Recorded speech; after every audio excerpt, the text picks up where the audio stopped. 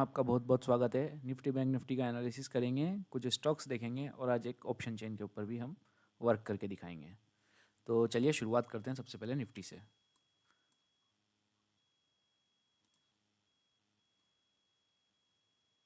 देखिए, निफ्टी ने जो आज अभी हम पिछले कुछ दिनों से निफ्टी के प्रति हमारा व्यू जो था नॉन डायरेक्शनली था, और आज भी देखिए निफ्टी ने वही किया है। यहाँ ऊपर रेजिस्टेंस लिया है, नीचे की तरफ सपोर्ट लिया है। हमने जो रेंज है इसको हायर लेवल पे मार्क कर दिया था ये, और अब इसके अंदर दो इनसाइड कैंडल बन चुकी है। अभी देखिए, अभी क्या है ना, मार्केट एक्सट्रीमली वॉलेटाइल रेंज में जा चुका है। 80 के ऊपर का आरएसआई चल रहा है, प्लस मार्केट का जो ट्रेंड है वो काफ़ी ज़्यादा बुलिश है। बुलिश ट्रेंड के कारण क्या हो रहा है कि मार्केट नीचे नहीं आ पा रहा है, और आरएसआई के ऊपर होने के कारण क्या है, मार्केट में नई बाइंग नहीं आ रही है। तो या तो आरएसआई को आप 50 के लेवल तक आने दीजिए और उसके बाद ही आप बाइंग करिए, अन्यथा इसमें अभी निफ्टी के अंदर अब एक्स्ट्रा पोजीशन बुलिश साइड ना बनाए, और बियरिश साइड तो जब तक कोई रेंज ब्रेकआउट या ब्रेकडाउन ना हो तब तक ना बनाए। ठीक है, अभी ये डेली चार्ट के अंदर देख रहा है। इंट्राडे के लिए कुछ लेवल्स चेक कर लेते हैं हम। देखिए, इंट्राडे के अंदर हमारा मदर टाइम फ्रेम जो होगा वो वर्ली चार्ट ही होगा। ये देखिए, ये ट्रेंड लाइन्स हमने कल बनाई थी, हमारा था कि इसके अंदर ही रहेगा, और बैंड जो है ब्लास्ट कर चुका है। हम पिछले कई दिनों से कह रहे हैं कि बैंड ब्लास्ट कर चुका, बैंड के स्क्वीज़ करने का समय आया है। तो ये देखिए, बैंड जो है अब स्क्वीज़ करना शुरू हो गया है। तो कल के लिए क्या ओपिनियन है, ये बैंड के ऊपरी हिस्से का कॉल ऑप्शन और बैंड का निचला वाला पुट ऑप्शन शॉर्ट कर सकते हैं। बी दूसरा ये कि 20 SMA का कॉल और पुट दोनों ऑप्शन शॉर्ट कर सकते हैं। स्ट्रैंगल स्ट्रेडल बनाया जा सकता है, और अगर हेज करना हो तो आप आयरन कॉन्डोर कर सकते हैं। ऊपर का कॉल ऑप्शन और नीचे के पुट ऑप्शन को शॉर्ट करके दूर की स्ट्राइक प्राइस जो 10 या 20 रुपए की है उसे बाय कर सकते हैं। ठीक है, अब इसके बाद में हम गुरुवार के एनालिसिस करेंगे। गुरुवार के दिन हम निफ्टी की ऑप्शन चेन देखेंगे, जिससे कि हम ये पता करेंगे कि बाकी का जो मार्केट का बड़ा पार्टिसिपेंट्स है वो एक्चुअली अभी क्या थिंकिंग कर रहे हैं इस लेवल के बारे में। कल के लिए निफ्टी का विजन हम प्राइस पे छोड़ देंगे। देखिए, अभी अवरली चार्ट का जो है उसका जो आरएसआई है उसमें देखिए डाइवर्जेंस आना स्टार्ट हो चुके हैं। प्राइस वही है बट आरएसआई डाइवर्जेंस बना रहा है। तो इसे थोड़ा सा काम डाउन होने दीजिए, यहाँ तक आ जाने दीजिए, उसके बाद फ्रेश बाइंग के बारे में आप सोच सकते हैं। तब तक के लिए अभी आप नॉन डायरेक्शनल पे ही करिए। ऑप्शन बायर खासतौर पे ध्यान रखें कि ज़्यादा बाइंग ना करें। 15 मिनट के चार्ट्स में भी चेक कर लेते हैं। देखिए, 15 मिनट्स के चार्ट्स में भी ज़्यादा कुछ है नहीं, जो बात अवर्ली चार्ट में थी वही थी। ये एग्रेसिव ट्रेडर्स के लिए है जो कि काफ़ी ज़्यादा एग्रेसिव ट्रेडिंग लेते हैं। वो ये वाला लो और ये वाला इस लो और इस वाले हाई को जो है आप बेंचमार्क मान करके ऊपर नीचे के कॉल और पुट ऑप्शन शॉर्ट कर सकते हैं, फिर बीच के अंदर से कॉल पुट ऑप्शन बीच वाली स्ट्राइक प्राइस ये जो 20 SMA जा रहा है इस स्ट्राइक प्राइस को मान करके आप कॉल और पुट दोनों ऑप्शन शॉर्ट कर सकते हैं। अब चलते हैं हम बैंक निफ्टी की ओर। देखिए, बैंक निफ्टी में कल एक्चुअली एक्सपायरी भी है, तो बैंक निफ्टी का चार्ट पैटर्न में हम आज थोड़ा डेटा भी देखेंगे। देखिए, बैंक निफ्टी में आज जो कैंडल बनी है ना, ये एक्चुअली हैमर कैंडल होती है। ये पहले भी फॉर्मेशन हुआ था यहाँ पर, और इसके बाद में मार्केट ने गैप अप ले लिया। ये बुलिश कैंडल है। बट बैंक निफ्टी में देखिए डेली चार्ट में ना एक ट्रेंड लाइन बन रही है अब। ये देखिए, हाइज जो है नीचे खिसक रहे हैं। तो अब क्या है ना कि कल के लिए एक पोजीशन ले सकते हैं, बिकॉज देखिए ट्रेंड तो बैंक निफ्टी का भी बुलिश है। तो कल अगर इस ट्रेंड लाइन के ऊपर 15 मिनट कोई कैंडल बुलिश कैंडल बनती है तो हम यहाँ तक का टारगेट लेकर के एक लॉन्ग पोजीशन बना सकते हैं, सिर्फ कल के लिए इंट्राडे में। 47,934 को अगर क्रॉस करता है 48,000 को, तो हम 48,200 तक का टारगेट लेके कर सकते हैं। देखिए, अभी जो मूव जो आपको पकड़ने हैं ना, मूव अभी हमें छोटे छोटे ही पकड़ने हैं, बड़े मूव्स की तरफ हमें ध्यान नहीं देना है, बिकॉज बड़े मूव्स इस मार्केट कंडीशन में पकड़ना थोड़ा कठिन है। ठीक है, ऑप्शन सेलर्स का मार्केट है खास तौर पे, तो सेलर्स को ऑब्वियसली बातें ज़्यादा बेनिफिट रहना है। अवर्ली चार्ट में देख लेते हैं।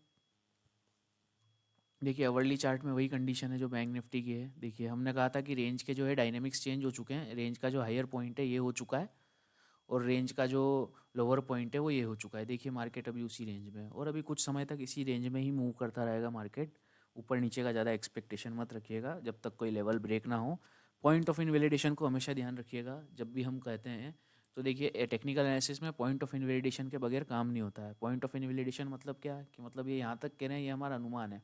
अगर मान लीजिए लेवल क्रॉस करके मार्केट यहाँ पे जाके रिटेस्ट लेता है, तो हमें उस समय ये चीज़ माननी पड़ेगी कि हमारा जो जजमेंट था रात का वो गलत हो गया, और अब हमें तुरंत डिसीजन चेंज करके ये वाली ट्रेड प्लान करनी पड़ेगी शॉर्ट की। हमें मानना पड़ेगा ब्रेकआउट आ चुका है। ठीक है, same with the case of upper side में ब्रेकआउट के लिए।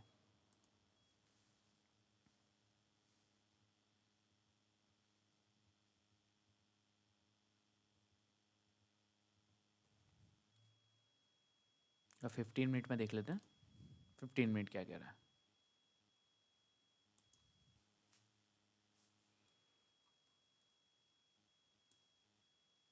देखिए 15 मिनट में भी वही रेंज है, ये वाली ट्रेंड लाइन है जो हमने डेली चार्ट में बनाई है, इसे आप 15 मिनट में चेंज कर लीजिएगा। देखिए ये 15 मिनट के अंदर ये ट्रेंड लाइन हो गई है, 2 बार टेस्ट ले चुका है मार्केट। अगर थर्ड या फोर्थ टाइम टेस्ट लेता है तो इसे हम एक ब्रेकआउट मान सकते हैं। असेट एलोकेशन जो होगा इस पर 40% का होगा, यानी कि अगर आप 10 लॉट ऑप्शन बाय करते हैं तो आपको सिर्फ 4 लॉट बाय करने हैं, बिकॉज इस ट्रेंड लाइन का जो एक्टिवेशन है वो सिर्फ 40% माना जाता है। हॉरिजॉन्टल ट्रेंड लाइन के ऊपर आप फुल ले सकते हैं, बट जो ये वाली ट्रेंड लाइन होती है जो कि एक्चुअली टेढ़ी जाती है, इसके ऊपर सिर्फ 40% एलोकेशन करिएगा।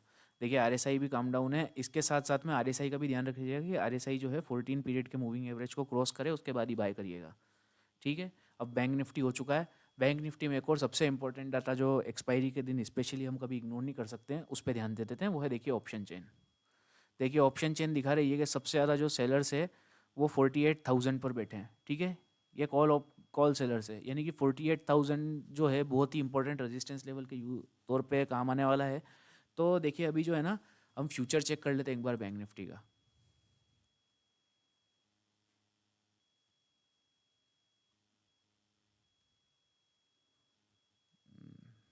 बैंक निफ्टी फ्यूचर, 1 मिनट में समय दीजिएगा।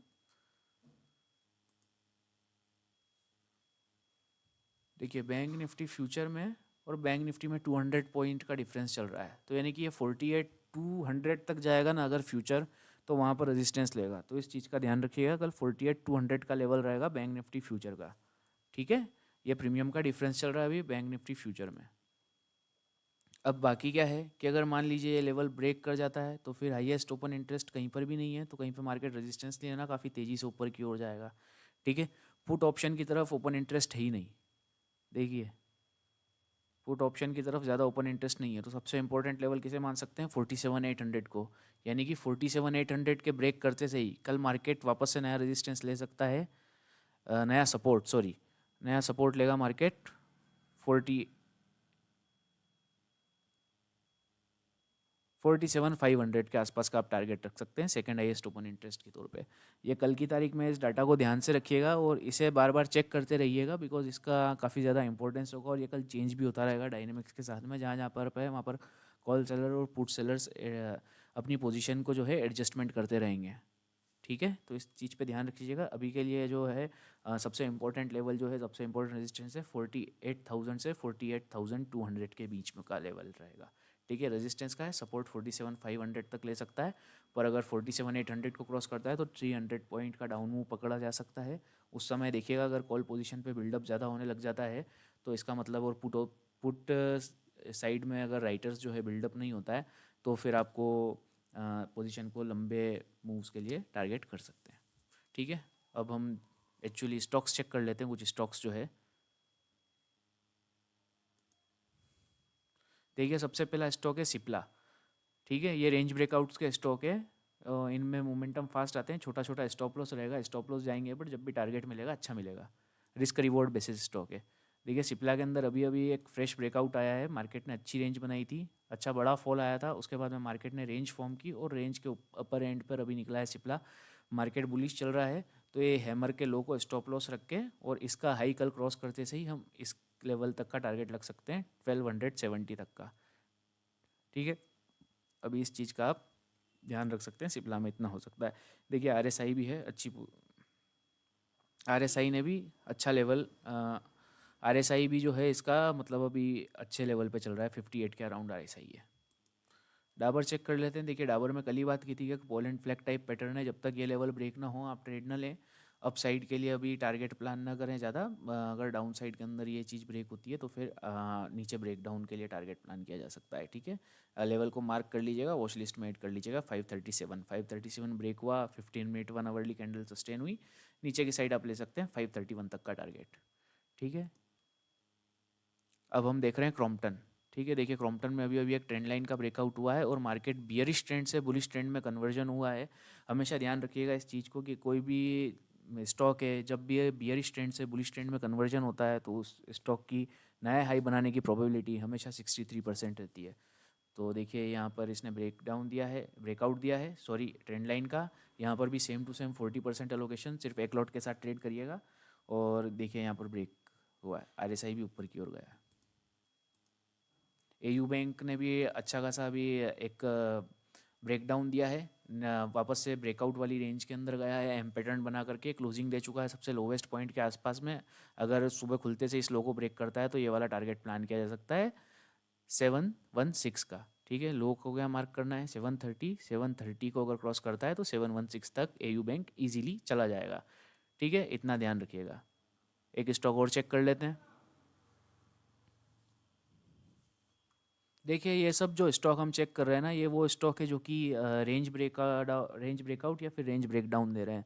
तो इसके बारे में एक चीज़ ध्यान रखिएगा कि इनके अंदर आईवी क्रश जो है वो ऑलरेडी हो चुका है, तो आपको प्रीमियम जो है थोड़ी सस्ती मिलेगी। यही कारण है हम रेंज ब्रेकआउट या रेंज ब्रेकडाउन के स्टॉक ही सिलेक्ट करेंगे और डेली हम इन्हें ही बताएंगे, इन्हें वॉच लिस्ट में ऐड करिए, उन्हें ट्रैक करते रहिए। अभी देखिए सेम टू सेम पैटर्न इसमें भी बना है। इसके अंदर मार्केट ने ब्रेकडाउन दिया है 1903 तक का। कल अगर इसका लो ब्रेक हो जाता है तो हमारा टारगेट होगा 1889 तक का। ठीक है, राउंड लेवल है तो सपोर्ट ले सकता है, इसके लिए ध्यान रखिएगा कि इससे ब्रेक होने दीजिएगा आज के लो को 1900 को। राउंड लेवल साइकोलॉजिकल लेवल्स होते हैं, अभी जिन्हें भी पता हो मार्केट में कुछ समय हो गया होगा काफ़ी अच्छे समझ सकते हैं इस चीज़ को। लेवल क्या मार्क करना है 1902। 1902 अगर ब्रेक कर देता है तो हम नीचे की साइड में 1889 तक का टारगेट रख सकते हैं। ठीक है, अब मार्केट की ब्रेड चेक कर लेते हैं। देखिए ये जो ब्रेड थे एक्यूमुलेशन की ब्रेड थे, एक्यूमुलेशन के स्टॉक दिखाते हैं, यानी कि 107 स्टॉक्स जो है इनमें 100 करोड़ से ऊपर की बाइंग हो चुकी है वॉल्यूम्स में। ठीक है, अब हम देख लेते हैं डिस्ट्रीब्यूशन की। देखिए आज 120 स्टॉक्स के अंदर डिस्ट्रीब्यूशन भी आना शुरू हो चुका है। ठीक है, हम पिछले कई दिनों से एक बात बता रहे हैं कि इन स्टॉक्स के अंदर इस तरीके से चेंज होगा। देखते हैं निफ्टी का चार्ट। अब देखिए ब्रेड का कैसा असर पड़ता है, तुरंत चलते हैं निफ्टी के चार्ट की ओर।